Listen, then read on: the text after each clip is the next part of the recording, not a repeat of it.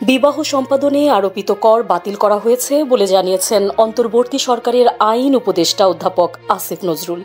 আজ মঙ্গলবার সচিবালয়ে এক সংবাদ সম্মেলনে তিনি বলেন, বিবাহ সম্পাদনে আরোপিত একটি কর ছিল। আইন মন্ত্রণালয় এই অযৌক্তিক কর আরোপ বাতিল করেছে। বিয়ের কর বাতিলের সিদ্ধান্ত কবে থেকে কার্যকর হবে এমন প্রশ্নের জবাবে তিনি বলেন, বিয়ের ট্যাক্সে আজ সাইন করলাম, আপনি ট্যাক্স ছাড়া বিয়ে করতে পারবেন।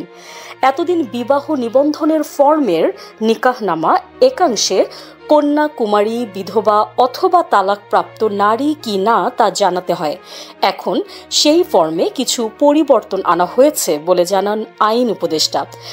আসিফ নজরুল বলেন, বিয়ের ফর্মে লেখা থাকতো বিবাহিতা নাকি কুমারী।